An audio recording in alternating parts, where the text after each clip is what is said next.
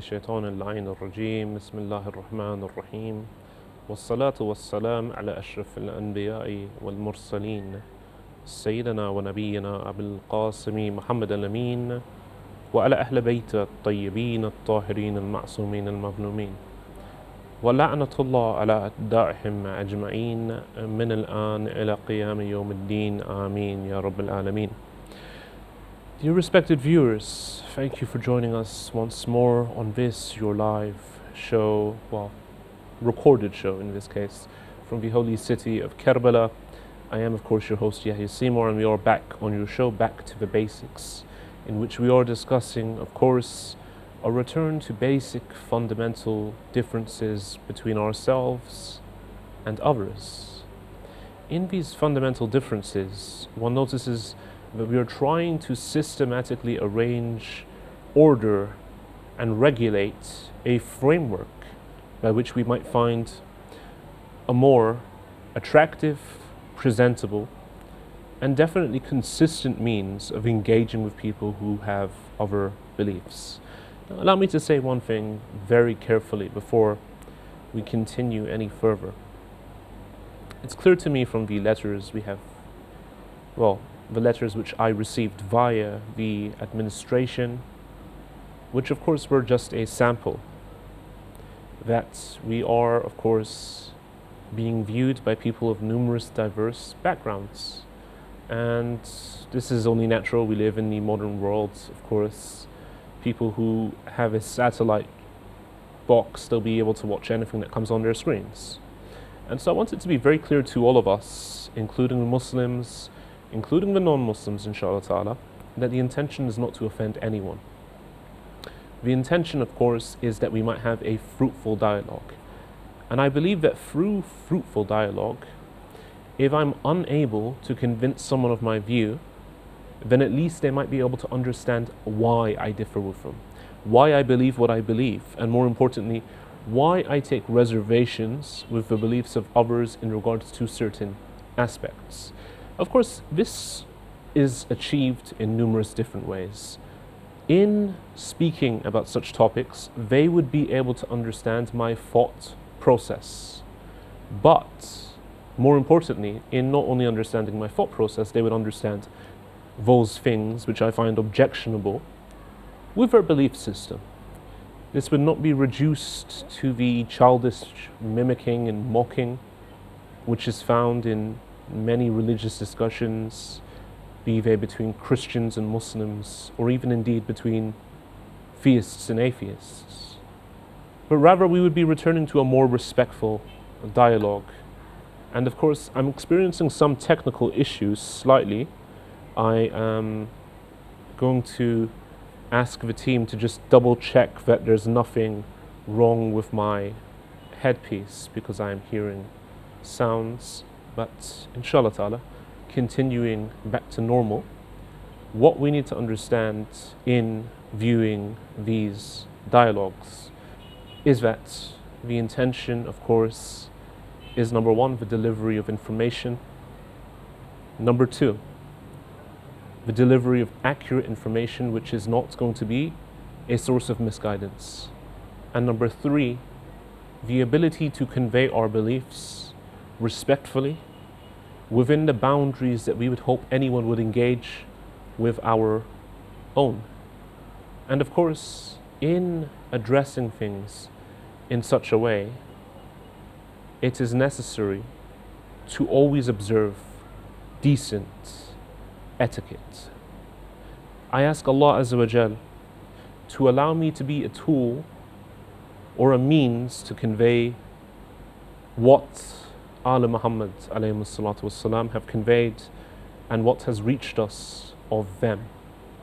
And I ask Allah Azza wa Jal to regulate my speech and to confine my speech and my thought process to the thought process encouraged and engendered through the teachings of Al Muhammad. One must, of course, understand that this is the entire purpose of this show, and if we go against that purpose, then nothing will be successful. in regards to where we have reached in the episodes of the show, we were discussing, of course, the concept of God in Christianity and indeed in regards to the concept of the Trinity, which is, of course, the main formulation of how God appears and is conceptualized according to the creeds of the vast majority of what we would call modern-day Orthodox Christendom. What we mean by Orthodox is largely the body of Christianity that has reached us today.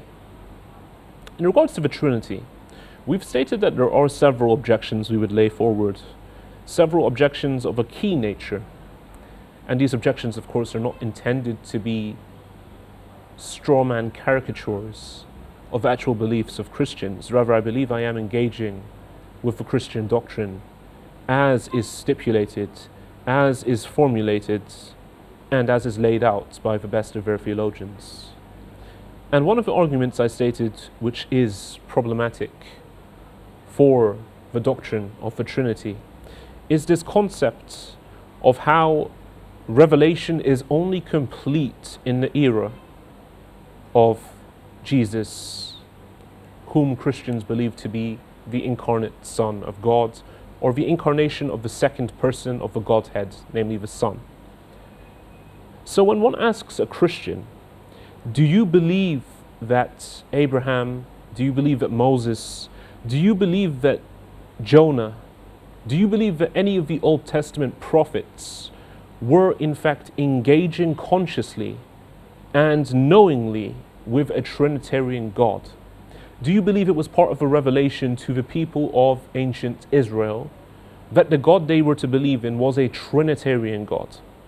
And I've stated that most articulate, highly educated, and in some cases extremely scriptural theologians, in the case of extremely scriptural, James White, in the case of highly educated people like William Lane Craig, Dr. James White and Dr. William Lane Craig, of course, have both stated that the Trinity is a post-Old Testament phenomenon. That is to say, its conceptualization was not known, nor was it revealed within the time of the Old Testament. And what this leads us to is the understanding that there is a problem. Why? If the very nature of God as Father, Son, and Holy Spirit, three persons within one being, as Christians argue, is something which was revealed within the time of the New Testament, or within the time of Jesus' lifetime to be more precise, but was not revealed to the ancient Old Testament prophets, then what this would indicate, what this would demonstrate, is that specifically, when it comes to the issue of God as was known by the Old Testament prophets, as was known by the nation of ancient Israel, by Christians, of course, this covenant excluded a key facet of the nature of God. And what would this entail? Where am I going with that? What is wrong with God withdrawing this side of his nature from his revelation to the Old Testament prophets and from his revelation to the nation by which he forged a covenant according to Christians?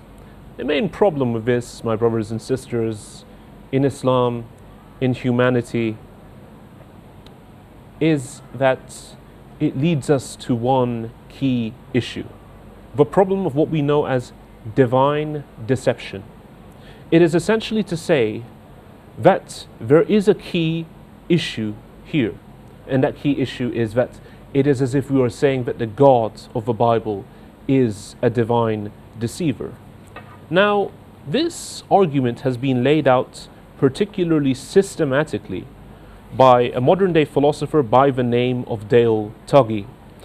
Dale Tuggy, of course, being a professor in philosophy in upstate New York, he lays out the argument very succinctly as follows. Now, of course, I've read from this before, but once more, in order to familiarize the viewer with it, and in order to stress the importance of this particular issue. The girl with three dads. Little orphan Annie lived anonymously among the many other orphans in a Los Angeles orphanage, Like all other orphans, she longed for the love of a parent, though she was forced to make do with shallower and less stable human connections. But one day in her 8th year, she received a long-distance phone call from New York City that changed her life. On that day, she discovered that she wasn't an orphan after all. The man on the phone, named Fred, introduced himself as her father and initiated a wonderful parental relationship which guided Annie all the way to adulthood. For complex reasons, the relationship had to remain long distance. Annie stayed at the orphanage but had frequent communications with her loving dad. Fred said he was her only dad and that she should listen to him over all others and obey him because he had her best interests in mind and loved her like no other. At times he sent money, people, and other provisions to help her through, though he remained in New York. With such provision and guidance, Annie grew up, left the orphanage, went to college, and became a professor, though she longed to meet her father. So one day comes along in this story, in her 35th birthday, in which Fred, namely her father, announces he's coming to Los Angeles to come and see her. He says that he'll be attending the airport with a t-shirt saying, "I love Annie," so that when he comes out, she'll be able to identify which one is her father, namely Fred. At the airport, she sees a man coming out with "I love Annie" on a t-shirt, but her breath is taken aback when another 2 men likewise walk out with the same t-shirt, according to the analogy given by Dr. Del Toghi. Of course, at first she thinks maybe my father is playing a practical joke on me. But it turns out that when these men get together and meet Annie, there's no man named Fred, but rather there's Don, John, and Ron. Don's John's father, and it's unclear what Ron is to the other 2. But the 3 had secretly maintained this relationship with Annie, masking their voice, and for the sake of convenience, teaching that they were one person named Fred. Back to the key point here. Annie's reaction to this discovery followed a certain progression. First, there was utter deep shock. She had never suspected that Dad was a committee and not a man. Second, she decided that in a way she had 3 dads, and that this was a wonderful discovery. After all, during their visit in Los Angeles, she found that Don, John, and Ron each individually had winsome traits she formerly ascribed to her dad: wisdom, kindness, attentiveness, humor, and so on. She was now grateful to each for his portion of love and the provision she had received. And yet a 3rd phase came along in which her reaction was less happy, because she had realized that Don, John, and Ron had deceived her, and as far as she could tell, they did so without any good reason. Dear viewers, we're going to go for a very short break, and we'll continue this analogy afterwards. Wassalamu alaikum wa rahmatullahi wa barakatuh.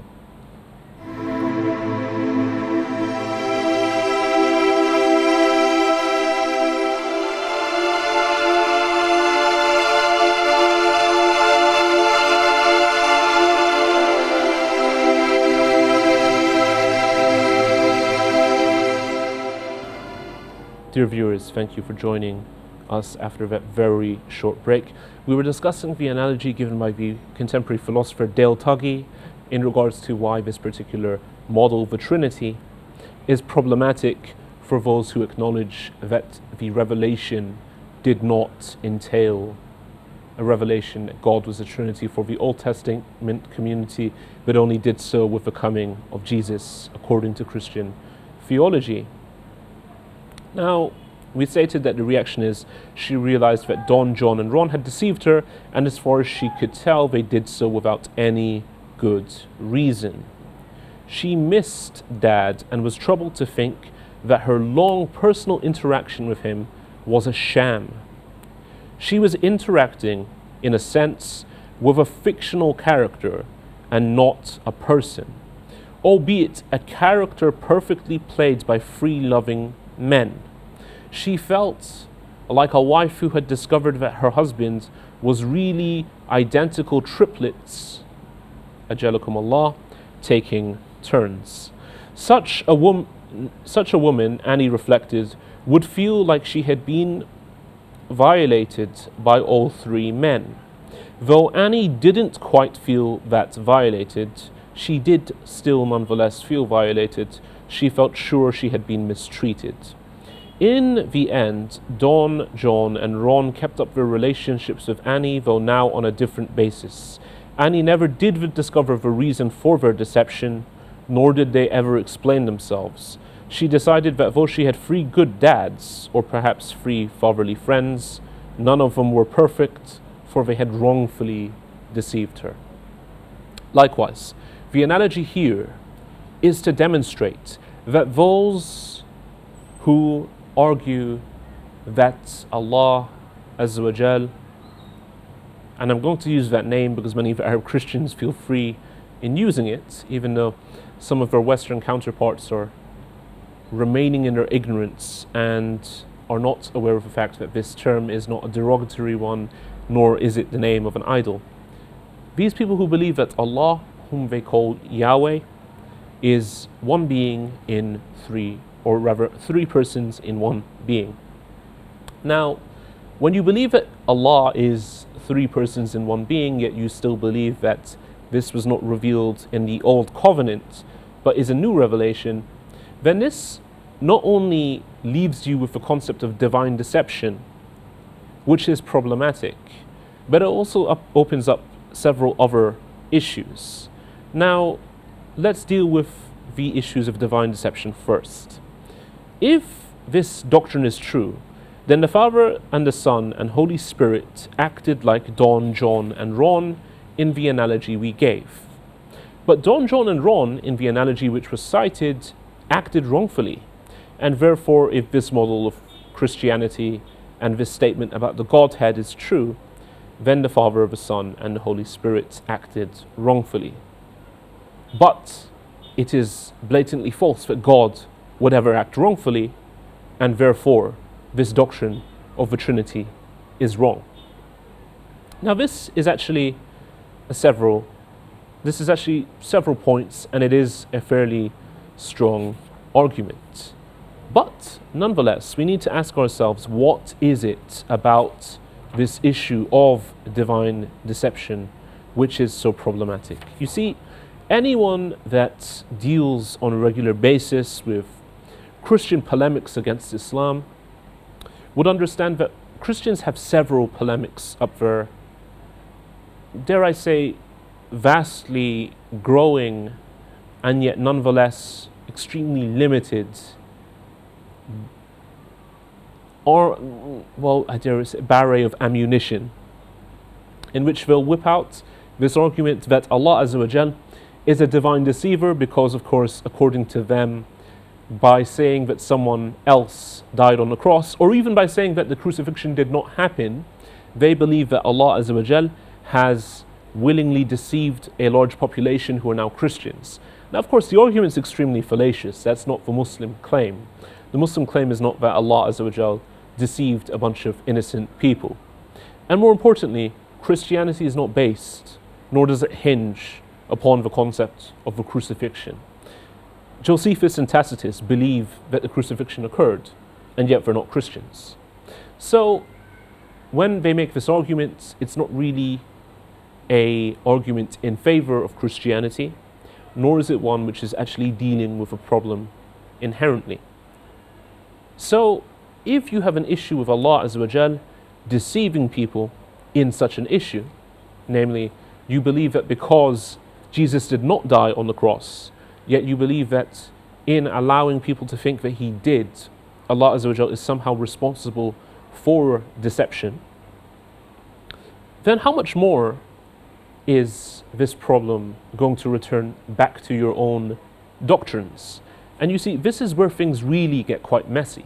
Because if this is the case, and we are truly to believe that God masqueraded, three persons masqueraded as a Unitarian God in the Old Testament, then this is going to give us several epistemic problems. Which one is actually the agent? Did all three have to cooperate when revelation was coming down? Or was it particularly one of a person's. Does that mean when the Jews of the Old Testament were worshipping that one God according to Christian doctrine and according to Christian historical events, they were worshipping only one person of the Trinity? And if you're only worshipping one person of the Trinity, are you actually worshipping God? Because can we actually say that one person of the Trinity is sufficient to act as a God? And if one person of the Trinity is sufficient to act as a God, then aren't you basically telling us that there's three gods, because each one sufficiently can serve as a God? So these are all questions which I think are necessary for our dialogue. And if we are to have dialogue, these questions need to be addressed. Can people just make reference to the concept of a mystery? Well, they can. But this concept of a mystery is, again, that problem of philosophically beheading yourself. And when you philosophically behead yourself, you're not doing yourself any favors, because dialogue can't continue. Because any other religion you would try to invoke dialogue with could merely make an appeal to mystery. And this appeal to mystery could be used to cloak, deceive, and run away from the real issues. Dear viewers, if you find yourself agreeing with this particular doctrine of Christianity, if you find yourself agreeing with the Trinity, then I ask you, come back to Tawheed. Come back to the oneness of Allah Azza wa Jal. Come back to knowing that God who is unique, that God who is resembled by nothing, and that God who resembles nothing. That God who created you upright and good, and that God who created you so that you may come to know Him and worship Him. We are, of course, talking about the God who I believe is the God of the Old Testament, although I do not believe in the Old Testament, but the God of Moses, the God of Abraham, and the God of Jacob.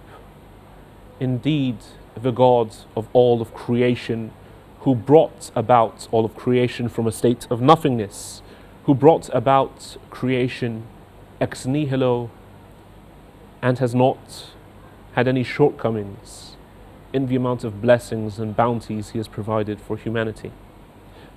If you believe that the Trinity is a superior model to this one God, then ask yourself the question: do you believe this because genuinely this is something that your heart tells you is the truth? Is this something that your mind tells you is the truth? Do you genuinely come up with the concept that if I were to conceive the greatest conceivable being, He would be a being conceived of three persons in one being?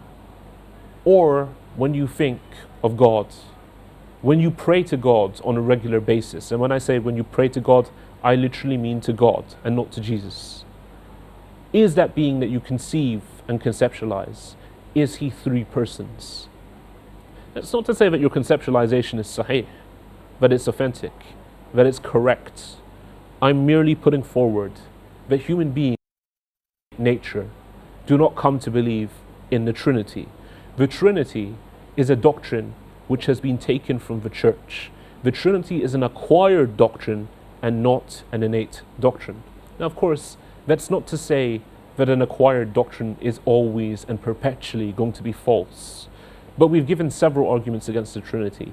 And in order to demonstrate that it's not false, we would need to see some form of engagement with those arguments.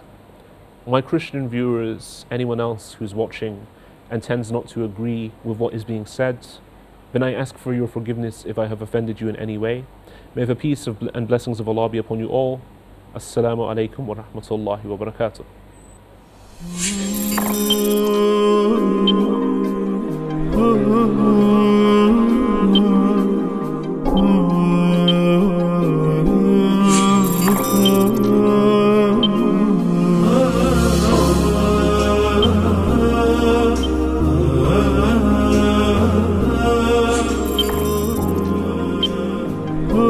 Oh